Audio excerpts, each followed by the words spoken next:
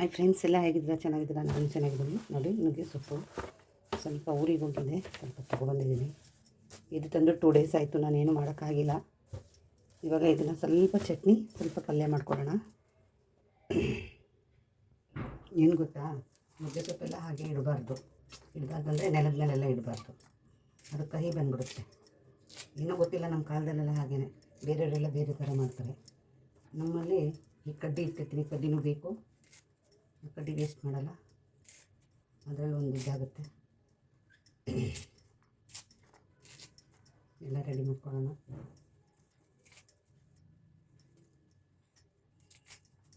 ಅದು ಮಾಡಲಿಕ್ಕೆ ಅಂತ ತೊಗೊಂಡೆ, ಆಗಲಿಲ್ಲ, ಏನೋ ಮನೆಯಲ್ಲಿ ಸ್ವಲ್ಪ ಸಮಸ್ಯೆ ಆಯಿತು, ಅದಕ್ಕೋಸ್ಕರ ನಾನು ಏನು ಮಾಡಲಿಲ್ಲ, ಫ್ರಿಜ್ಜಲ್ಲಿ ಇಟ್ಕೊಂಡಿದ್ದೆ.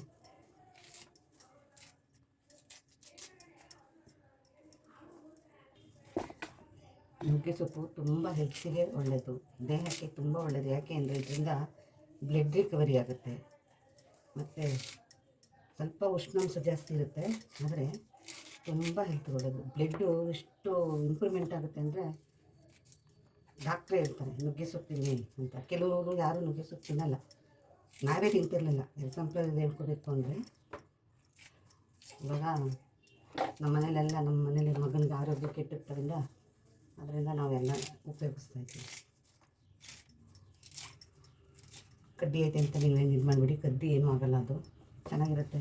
ಕಡ್ಡಿನೆಲ್ಲ ಬಿಸಾಕಕ್ಕೆ ಹೋಗ್ಬೇಡಿ, ಕಡ್ಡಿನೂ ಒಳ್ಳೆಯದೇ.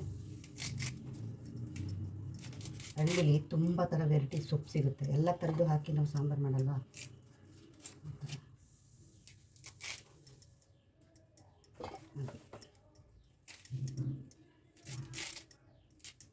ತುಂಬ ಚೆನ್ನಾಗಿರ್ತದೆ. ನಾನು ಕಡ್ಡಿ ಎಲ್ಲ ಎಸೆಯಲ್ಲ, ಕಡ್ಡಿನೂ ಮುರಿಯಲ್ಲ ನಾನು.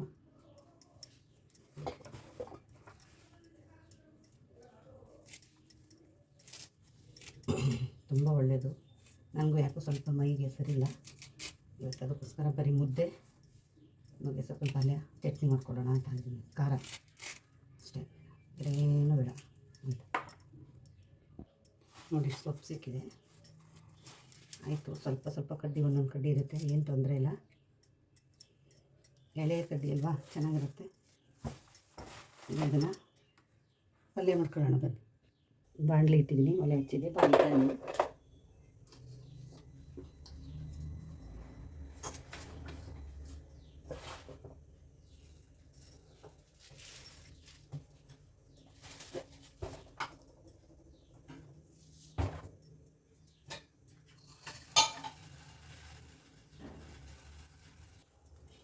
ಇದಕ್ಕೆ ಸ್ವಲ್ಪ ಎಣ್ಣೆ, ಸ್ವಲ್ಪ ಸಾಕು, ಜಾಸ್ತಿ ಬೇಡ.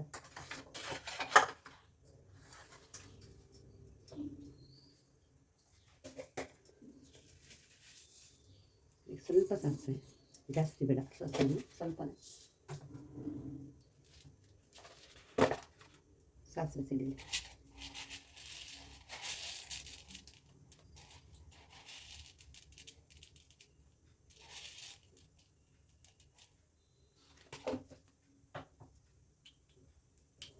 ಸ್ವಲ್ಪ ಉದ್ದಿನಬೇಳೆ, ಸ್ವಲ್ಪ ಕಡಲೆಬೇಳೆ,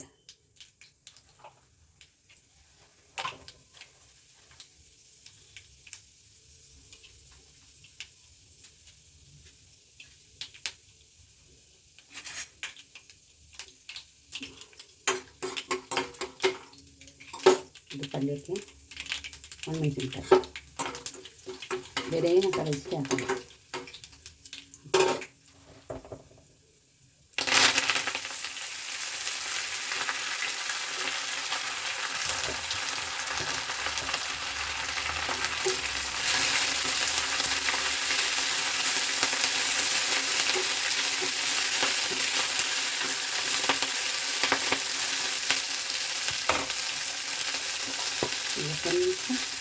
ಸ್ವಲ್ಪ ಸಾಲ್ಟ್, ಸ್ವಲ್ಪ ಬೇಕು ಅಂದರೆ ಅರಿಶಿನ ಪುಡಿ ಹಾಕೋದು, ನಾನು ಬೇಡ.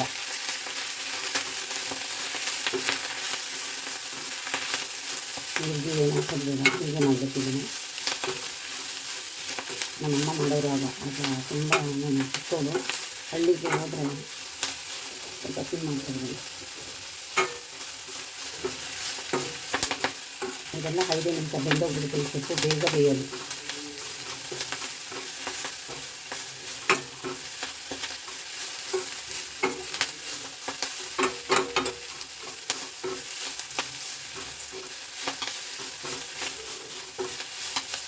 2 ಸೆಕೆಂಡಲ್ಲೆಲ್ಲ ಆಗಿರುತ್ತೆ.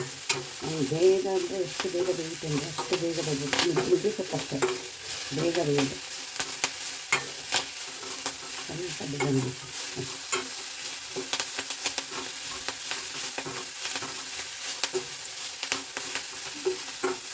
ನಾವು ಯಾವತ್ತೂ ಸಿಂಪಲಾಗಿ ಮಾಡ್ಕೊಂಡು ತಿಂತೀವೋ ಅವತ್ತೇ ಚೆನ್ನಾಗಿರುತ್ತೆ. ಎಲ್ಲ ಥರದ್ದು ಹಾಕಿ ತಿಂದು ಚೆನ್ನಾಗೇ ಇರೋಲ್ಲ ಆ ಥರ.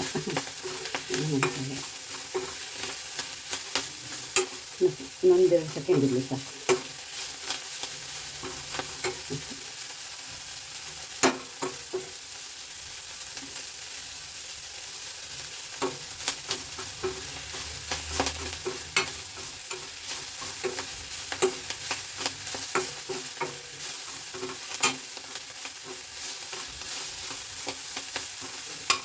ಇದಕ್ಕೆ ನಾವು ಸ್ವಲ್ಪ ಕಾಯಿ ತುರಿ ಹಾಕೋಣ.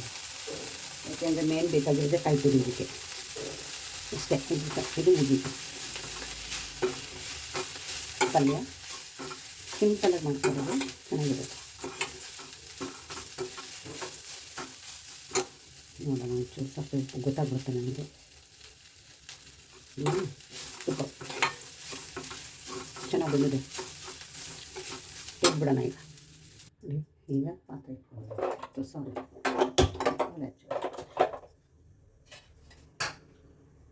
ಇದಕ್ಕೆ ಎಣ್ಣೆ ಜಾಸ್ತಿ ಆಯಿತು.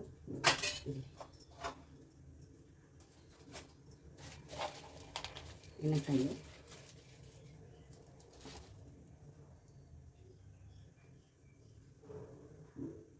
ಉದ್ದಿನಬೇಳೆ, ಸಾಸಿವೆ. ಇದು ಉದ್ದಿನಬೇಳೆ, ಕಡಲೆಬೇಳೆ, ಸಾಸಿವೆ. ಅದೊಂದು ಸ್ವಲ್ಪ ರೋಸ್ಟ್ ಆಗಲಿ.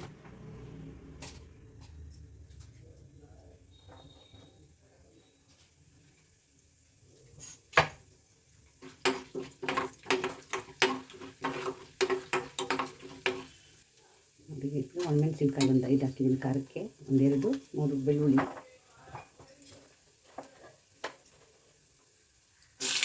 2 ಈರುಳ್ಳಿ,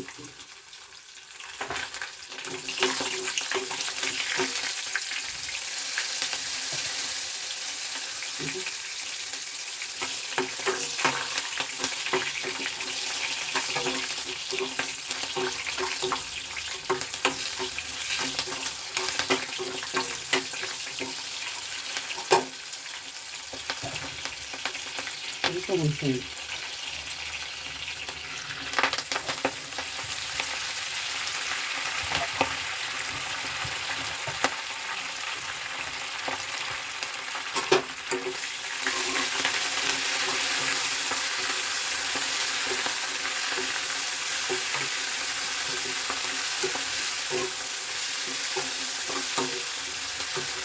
ಚಟ್ನಿ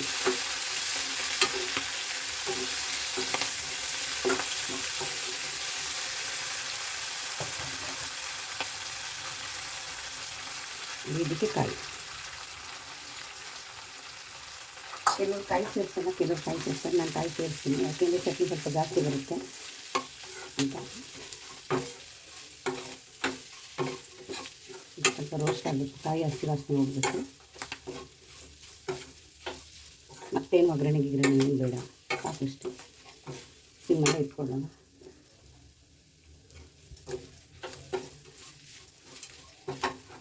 ಮುದ್ದೆ ಜೊತೆಗೆ ಭಾಳ ಚೆನ್ನಾಗಿರುತ್ತೆ. ನಾನು ಮುದ್ದೆಗೋಸ್ಕರನೇ ಮಾಡ್ತಾಯಿದ್ದೆ.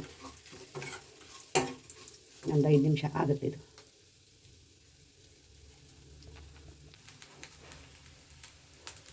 ಇದೆಲ್ಲ ಹೆಲ್ತಿ ಫುಡ್ಡೆ, ತುಂಬ ಚೆನ್ನಾಗಿರುತ್ತೆ ನೋಡಿ. ಆಯಿತು.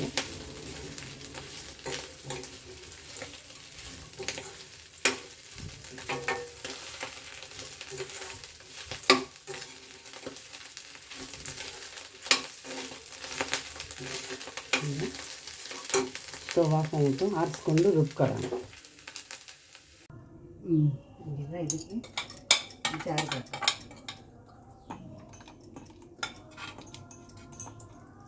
ಹೊರಳಿದ್ರೆ ಹೊರಳಲ್ಲಿ ರುಬ್ಬಿದ್ರೆ ತುಂಬ ಚೆನ್ನಾಗಿರೋದು. ಹೊರಳಿಲ್ಲಲ್ಲ.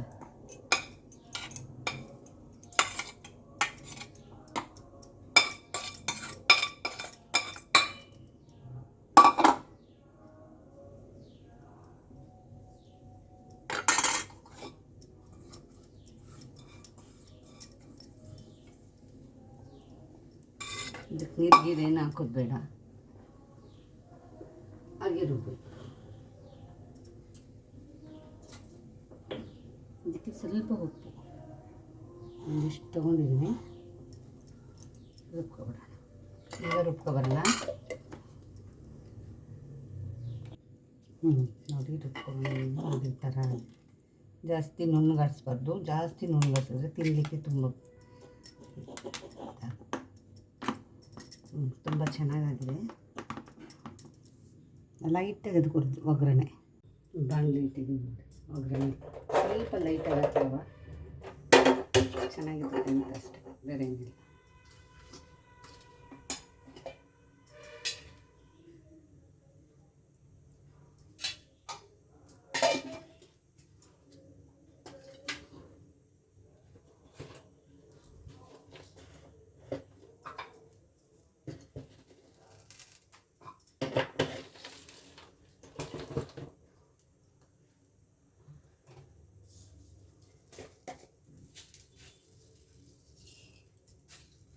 ಸ್ವಲ್ಪ ಸಾಸಿವೆ,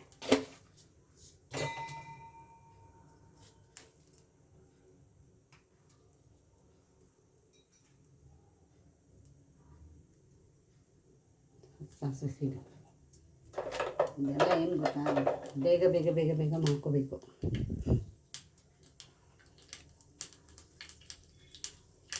ಒಂದೇ ಒಂದು ಮೆಣಸಿನ್ಕಾಯಿ ಅಷ್ಟೇ.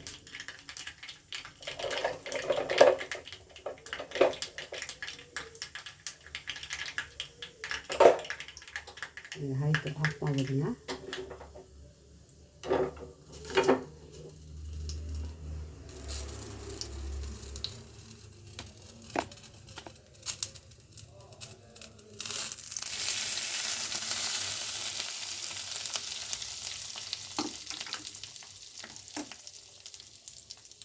ಚಟ್ನಿ ರೆಡಿ. ಬನ್ನಿ ಬಿಸಿ ಬಿಸಿ ಮುದ್ದೆ ಊಟ ಮಾಡೋಣ.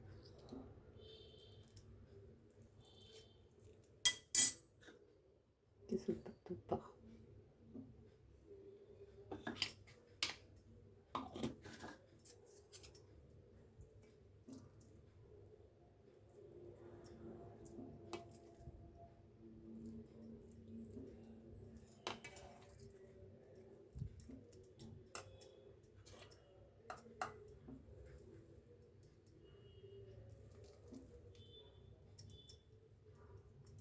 ಸೊಪ್ಪು, ನುಗ್ಗೆ ಸೊಪ್ಪಿನ ಚಟ್ನಿ, ನುಗ್ಗೆ ಸೊಪ್ಪಿನ ಪಲ್ಯ, ಮುದ್ದೆ, ಬಿಸಿ ಮುದ್ದೆ. ಈಗ ನಾವು ಅದನ್ನು ಊಟ ಮಾಡೋಣ ಹೇಗೆ ಅಂತ. ಹಾಗೆಲ್ಲ ಹೀಗೆ ಊಟ ಮಾಡ್ತಾಯಿದ್ದು ಭಾಳ ಚೆನ್ನಾಗಿರುತ್ತೆ. ಯಾರು ಸ್ಕಿಪ್ ಮಾಡಿಬಿಡಿ, ಕೊನೆ ತನಕ ವಿಡಿಯೋ ನೋಡಿ. ಈ ಥರ ಎಲ್ಲೋ ಕಳೆದೈತೀರ, ಖಂಡಿತವಾಗ್ಲೂ ನೀವು ಈ ಥರ ಮಾಡ್ಕೊಳ್ಳಿ. ನಾನು ನಮ್ಮ ಮನೇಲಿ ತುಂಬ ಸಲ ಮಾಡಿದ್ದೀನಿ, ಆದರೆ ನಾನು ವಿಡಿಯೋ ಸ್ಟಾರ್ಟ್ ಮಾಡುತ್ತಂದರೆ ಇದೇ ಫಸ್ಟ್ ಟೈಮ್ ಮಾಡ್ತಾ ಇರೋದು. ನಮ್ಮ ಮನೇಲಿ ಅವಾಗ ಮಾಡ್ತಾಯಿರ್ತೀನಿ ನಾನು. ಚೆನ್ನಾಗಿದೆ. ಕೊನೆ ತನಕ ವಿಡಿಯೋ ನೋಡಿ, ಯಾರು ಸ್ಕಿಪ್ ಮಾಡಿಬಿಡಿ. ಈ ವಿಡಿಯೋ ಇಷ್ಟ ಆದರೆ ಲೈಕ್ ಮಾಡಿ, ಶೇರ್ ಮಾಡಿ, ಕಮೆಂಟ್ ಮಾಡಿ. ಯಾರು ನನ್ನ ಚಾನಲ್ಗೆ ಇನ್ನೂ ಸಬ್ಸ್ಕ್ರೈಬರ್ ಆಗಿರೋ ಬೇಗ ಬೇಗ ಚಾನಲ್ಗೆ ಸಬ್ಸ್ಕ್ರೈಬರ್ ಮಾಡ್ಕೊಳ್ಳಿ. ಹೆಲ್ತಿ ಫುಡ್ ಅಂದರೆ ಇದು ಸೊಪ್ಪು ಸೂಪರಾಗಿದೆ. ಯಾರು ವಿಡಿಯೋ ಸ್ಕಿಪ್ ಮಾಡಿಬಿಡಿ. ಥ್ಯಾಂಕ್ ಯು, ಧನ್ಯವಾದ. ಏನು ಗೊತ್ತಾ, ನಾವು ಹೊರಗಡೆ ಹೋಗಿ ಅದು ಇದು ಬರ್ಗರು, ಪಿಜ್ಜಾ ಅದು ಇದು ತಿನ್ನೋದಕ್ಕಿಂತ ಮನೇಲಿ ಈ ಥರ ಫುಡ್ ಮಾಡ್ಕೊಂಡು ತಿನ್ನಿ, ಇನ್ನೂ ಸ್ವಲ್ಪ ದಿವಸ ಬದುಕ್ತೀವಿ. ಬೇರೆ ಥರ ಅದು ಇದು ತಿಂದರೆ ಹಾಳಾಗೋಗುತ್ತೆ ನಮ್ಮ ಜೀವನ. ಈ ಮುದ್ದೆಗೂ ಮತ್ತು ಚಟ್ನಿಗೂ ತಿಂತಾಯಿದ್ರೆ ನಮ್ಮ ಹಳ್ಳಿ ನೆನಪು ತುಂಬ ಬರುತ್ತೆ. ಏನು ಗೊತ್ತಾ, ಶಕ್ತಿನೂ ಇರುತ್ತೆ. ಇದರಲ್ಲೂ ಶಕ್ತಿ ಇದೆ, ಇದರಲ್ಲೂ ಶಕ್ತಿ ಇದೆ, ಇದು ಎಲ್ಲದರಲ್ಲೂ ಶಕ್ತಿ ಇದೆ. ನಾವು ಬೇರೆ ಥರ ತಿನ್ನೋಕೆ ಹೋದರೆ ಶಕ್ತಿನೇ ಇರೋಲ್ಲ, ಪುಸ್ತಕಂತ ಕೂತ್ಕೋತೀವಿ.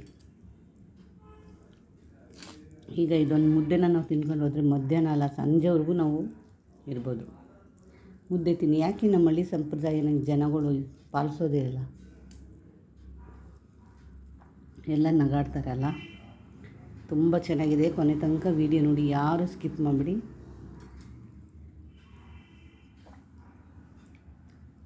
Thank you. ಏನು ಗೊತ್ತಾ, ನಾವು ಹೊರಗಡೆ ಹೋಗಿ ಅದು ಇದು ಬರ್ಗರು ಪಿಜ್ಜಾ ಅದು ಇದು ತಿನ್ನೋದಕ್ಕಿಂತ ಮನೇಲಿ ಈ ಥರ ಫುಡ್ ಮಾಡ್ಕೊಂಡು ತಿನ್ನಿ, ಇನ್ನೂ ಸ್ವಲ್ಪ ದಿವಸ ಬದುಕ್ತೀವಿ. ಬೇರೆ ಥರ ಅದು ಇದು ತಿಂದರೆ ಹಾಳಾಗೋಗುತ್ತೆ ನಮ್ಮ ಜೀವನ. ಈ ಮುದ್ದೆಗೂ ಮತ್ತು ಚಟ್ನಿಗೂ ತಿಂತಾಯಿದ್ರೆ ನಮ್ಮ ಹಳ್ಳಿ ನೆನಪು ತುಂಬ ಬರುತ್ತೆ. ಏನು ಗೊತ್ತಾ, ಶಕ್ತಿನೂ ಇರುತ್ತೆ. ಇದರಲ್ಲೂ ಶಕ್ತಿ ಇದೆ, ಇದರಲ್ಲೂ ಶಕ್ತಿ ಇದೆ, ಇದು ಎಲ್ಲದರಲ್ಲೂ ಶಕ್ತಿ ಇದೆ. ನಾವು ಬೇರೆ ಥರ ತಿನ್ನೋಕೆ ಹೋದರೆ ಶಕ್ತಿನೇ ಇರೋಲ್ಲ, ಪುಸ್ತಕಂತ ಕೂತ್ಕೋತೀವಿ. ಈಗ ಇದೊಂದು ಮುದ್ದೆನ ನಾವು ತಿನ್ಕೊಂಡು ಹೋದರೆ ಮಧ್ಯಾಹ್ನ ಅಲ್ಲ ಸಂಜೆವರೆಗೂ ನಾವು ಇರ್ಬೋದು. ಮುದ್ದೆ ತಿನ್ನಿ. ಯಾಕೆ ನಮ್ಮ ಹಳ್ಳಿ ಸಂಪ್ರದಾಯನ ಜನಗಳು ಪಾಲಿಸೋದೇ ಇಲ್ಲ? ಎಲ್ಲ ನಗಾಡ್ತಾರಲ್ಲ, ತುಂಬ ಚೆನ್ನಾಗಿದೆ. ಕೊನೆ ತನಕ ವೀಡಿಯೋ ನೋಡಿ, ಯಾರು ಸ್ಕಿಪ್ ಮಾಡಿಬಿಡಿ.